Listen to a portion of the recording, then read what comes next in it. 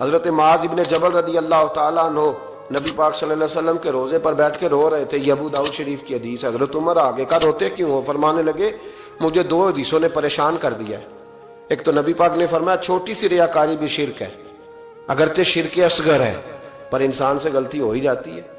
اور دوسرا حضور نے کہا ہے کہ جس نے ولی سے دشمنی کی میرا اعلان جان گیا. تو عمر مجھے کیسے پتا چلے گا کہ کون ولی ہے؟ حضرت عمر نے کہا بہتر یہ ہے کہ تو سب کی عزت کیا کر، سب کا اکرام کر.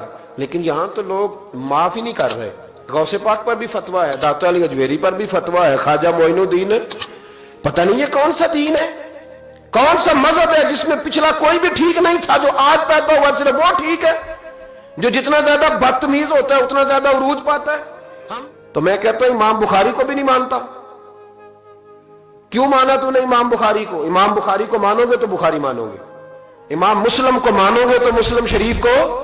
کیا فلسفہ ہے؟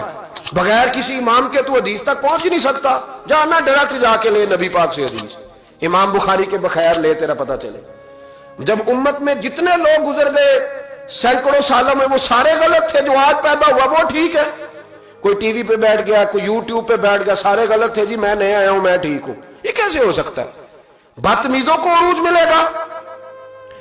تو نبی کریم علیہ السلام نے فرمایا اللہ کا اعلان جنگ ہے، یہ بخاری مسلم ہے، یاد رکھنا. کبھی ذہن میں بھی کسی اللہ کے نیک بندے کے بارے میں برا خیال نہ پیدا کرنا. اعلان جنگ ہے رب کریم کا. تو کہنے لگا جی تہجد ہی نہیں پڑھی. لوگوں نے بڑا سمجھایا کہ یار کوئی بات تو نے غیر شرعی دیکھی ہے تو وہ کر، لیکن تو جہاں بیٹھتا ہے غیبت کرتا ہے، جہاں بیٹھتا ہے کوئی غیر شرعی بات دیکھی ہے تو بیان کر. ہم کہنے لگا جی نہیں. چونکہ بڑا سیٹ تھا، جب اسے اتنی زیادہ بات کی تو حضور مفتی اعظم ہند کو تکلیف ہوئی. جاگ رہے ہیں آپ لوگ؟ آپ رو پڑے، فرمانے لگے اسے ایسا نہیں کرنا چاہیے تھا. میری کوئی غلط بات دیکھتا تو تبصرہ کرتا. آپ کی آنکھوں میں آنسو کیا آئے؟ اس کے گھر میں تو آگ لگ گئی. کہتا ہے صرف وجود کے کپڑے بچے، باقی ہر شے جل گئی. اور پھر میں 2 سال محنت کرتا رہا کہ دوبارہ میرا گھر میرا کاروبار مضبوط ہو جائے، نہ ہو سکا. پھر ایک دن تڑپا تو کسی نے کہا وہاں چلا جا معافی لے لے. تجھے پتا ہے جب کوئی ولی کا بے ادب ہوتا ہے تو پھر رب اس کا کیا حال کرتا ہے. وہاں چلا جا، بچ جائے گا. آیا حضور مفتی اعظم کی خدمت میں، دروازے پہ داخل ہوا تو آپ فرمانے لگے تو نے اچھا کیا تو آ گیا، اور اب تجھے معافی مانگنے کی ضرورت نہیں، جا میں بغیر معافی مانگے ہی تجھے معاف کرتا ہوں. وہ کہتا ہے اگلے دن سے ہی میں نے اپنا رویہ.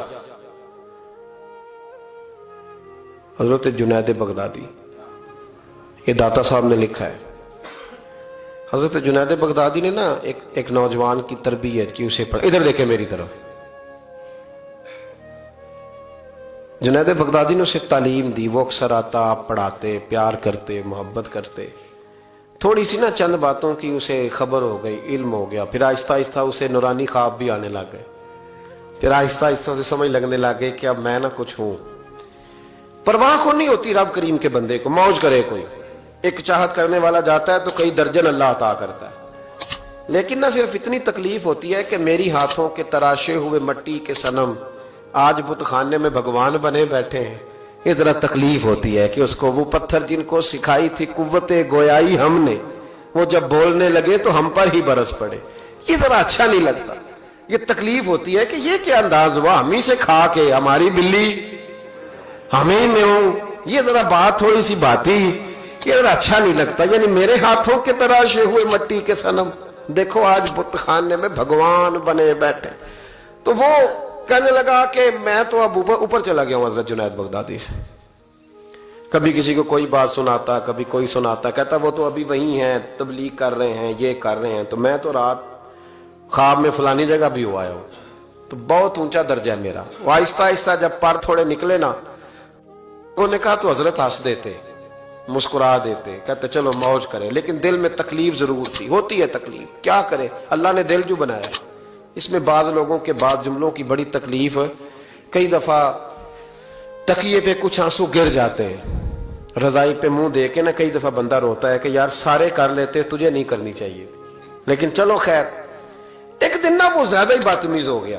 اس نے کہا میں نے مرشد کا امتحان لینا ہے، پتہ کرنا ہے آج کتنے پانی میں. اور شیخ سعدی فرماتے ہیں جب اللہ کسی کو رسوا کرنا چاہتا ہے نا تو اسے اپنے نیک بندوں کی پردہ داری پہ لگا دیتا ہے. وہ جب ان کے پردے کھولنا چاہتا ہے پھر رب اسے رسوا کرتا ہے، پھر چوکوں چراہوں میں رسوا ہوتا ہے۔ آ گیا حضرت جنید بغدادی کے پاس دل میں سوال لے کے، آج میں نے امتحان لینا ہے، تو کہنے لگا حضور میں کچھ پوچھنے آیا ہوں۔ تو آپ فرمانے لگے جو تو جلال آ گیا نا، پہلے تو دور دور باتیں کرتا تھا، آج اس نے سامنے کر دی تو کام خراب ہو۔ جلال آیا حضرت کو، تو مجھ سے بات کرے گا؟ میری روٹی کھا کے، میرا نمک کھا کے، میرے ٹکڑوں پہ پال کے، مجھ سے تربیت لے کے میرے سامنے بات کرے گا؟ فرمایا تو چھوڑ، تیرے دل میں سوال کیا، میں بتاؤں تو کیا پوچھنے آیا ہے؟ تو فلانا فلانا سوال لے کے آیا تھا؟ کہنے لگا حضور ہاں۔ فرمایا بتا، جواب لفظوں میں لینا ہے کہ معنوں میں لینا ہے؟ چونکہ حضرت جلال میں تھے تو کچھ نہ بول سکا۔ فرمانے لگے چل میں تجھے دونوں میں ہی دیتا ہوں، چل میں تجھے دونوں میں دیتا ہوں، لفظوں میں بھی دیتا ہوں، معنوں میں بھی دیتا ہوں، معنی بھی دونوں میں لے تو جواب۔ پھر حضرت جنید داتا صاحب نے لکھا، حضرت جنید بغدادی فرمانے لگے لفظوں میں جواب یہ ہے کہ تجھے شرم نہیں آئی، کاش تو میرا امتحان لینے سے پہلے اپنا امتحان لے لیتا، تو دیکھتا کہ تیری 40 سال کی زندگی کہاں گزری ہے، تو دیکھتا کہ تو کہاں کہاں کیا کیا کرتا رہا۔ میرا یہ تو جواب ہے تیرا لفظوں میں، اور معنوں میں جواب یہ ہے کہ جا میں نے تجھ سے تیری ولایت چھین لی ہے، جا میں نے تیرا نور چھین لیا ہے، تو رب کے بندوں کو ستانے آیا ہے، جا اب میں نے تجھ سے سارا کچھ واپس لے لیا۔ یہ لفظ جب حضرت کی زبان سے نکلے تو اس کا منہ کالا سیاہ ہو گیا، منہ سے پانی کی رطوبتیں نکلنے لگی، وجود کانپنے لگا، پیروں میں گرا۔ آپ فرمانے لگے اٹھ کے چلا جا، اب معافی اسی وقت ملے گی جب رب تجھے معاف کرے گا، تو بھاگ جا۔ چھوٹی بات ہے اللہ کے ولی کے بارے میں گفتگو کرنا، اور لمبی لمبی زبان کھول کے کرنا، اور صبح اور شاموں میں کرنا، اتنے اتنے سخت جملے کہہ دینا۔ او بھائی، ایم ایل اے کے دوست کے بارے میں تو بات نہیں کر سکتا، تو منسٹر کے یار کے بارے میں بات نہیں کر سکتا، تیری جرت نہیں ہوتی، تو آر پی او اور اسسٹنٹ کمشنر کے یار کے بارے میں بات نہیں کر سکتا، تو بتا تو نے اللہ کے دوست کے بارے میں بات کیسے کر لی؟ رب کے دوست کے بارے میں۔ وقت میرا ختم ہو گیا، پر ایک بات سنانی بڑی ضروری ہے۔ حضرت مرزا مظہر جانے جانا رحمت اللہ علیہ فرماتے ہیں دلی میں ایک درویش، تازی تازی بارش ہوئی تھی تو لکڑی کے جوتے پہنے کھڑاؤں میں اللہ اللہ کرتا گزر رہا۔ ایک طوائف اور اس کا تماش بین یار سیڑھیوں سے نیچے اتر کے نا، چھت سے نیچے اتر کے سیڑھیوں میں بیٹھے، تو بابا لکڑی کے جوتے پہنے چیکڑ تھا، موج میں جا رہا۔ اس طوائف کے کپڑوں پہ تھوڑا سا کیچڑ پڑ گیا تو اس کا یار اٹھ کے آیا، اس نے تھپڑ مارا بزرگ کے منہ پہ، کہنے لگا دیکھ کے نہیں چلا جاتا؟ بابا جی کہنے لگے بیٹے اللہ تیرا بھلا کرے، واقعی بوڑھا ہو گئے، اب صحیح نظر نہیں آتا، غلطی ہو گئی۔ تھوڑا سا آگے گئے تو ٹھنڈ کا موسم تھا، ایک حلوائی دودھ گرم کر رہا تھا، اس نے بابا جی کو آتے دیکھا تو بھاگ کے گیا، بازو سے پکڑا، پھٹے پہ بٹھایا، گرم گرم دودھ کا پیالہ دیا، بابا جی نے بسم اللہ شریف پڑھ کے دودھ پیا، پورا پیالہ پی کے کہنے لگے یا اللہ تو کتنا بے نیاز ہے، کہیں دودھ پلاتا ہے کہیں تھپڑ مرواتا ہے، نہ میں اسے جانتا ہوں نہ اسے جانتا ہوں، اس نے تھپڑ مار دیا، اس نے دودھ پلا دیا۔ بابا جی وہیں بیٹھے تھے تو پیچھے سے لوگ دوڑے آ کر، نے آ کے کہا بابا اللہ کے ولی بد دعا تو نہیں دیتے؟ فرمایا کیا ہوا؟ کہا وہ جس نے آپ کو تھپڑ مارا تھا نا وہ چھت پہ چڑھا ہے، اس کا پیر پھسلا ہے، گردن کے بل گرا، من کا ٹوٹ گیا تو مر گیا ہے۔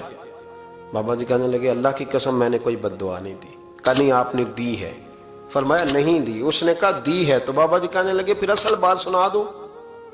کہا سناؤ۔ فرمانے لگے اصل بات یہ ہے کہ میرے پیروں سے مٹی اڑی، اس کے یار کے کپڑوں پہ پڑی، اسے برا لگا تو اس نے مجھے مارا، جب اس نے مجھے مارا تو پھر میرے یار کو برا لگا، پھر میرے یار کو برا لگا، اس نے اسے مار دیا، میں نے تو لفظ بھی ادا نہیں کیے۔ لیکن کوئی اللہ کے ولیوں کو لاوارث نہ سمجھے، اس لیے کہ جب رب کریم کے ولی کے دل کو تکلیف ہوتی ہے تو پھر عرش کا مالک بدلے لیتا ہے، پھر اللہ کہتا ہے میرا اعلان جنگ ہے، پھر تو تیاری کر، پھر میں تجھے بتاؤں گا کہ ساری دولتیں سارا کچھ تیرے گھر میں، پر رات کی نیند نہیں تیرے پاس، پھر ہر سہولت ہوگی پر روح کا سکون۔ تھوڑا سوچ کے بولیں، تھوڑا احتیاط سے بولیں، تھوڑا تول کے بولیں، کہیں ایسا نہ ہو کہ ایک فکرہ کسی اللہ کے بندے کی بے ادبی کا سبب بنے۔ اللہ سمجھنے کی توفیق عطا فرمائے۔ آخر دعوانا الحمدللہ۔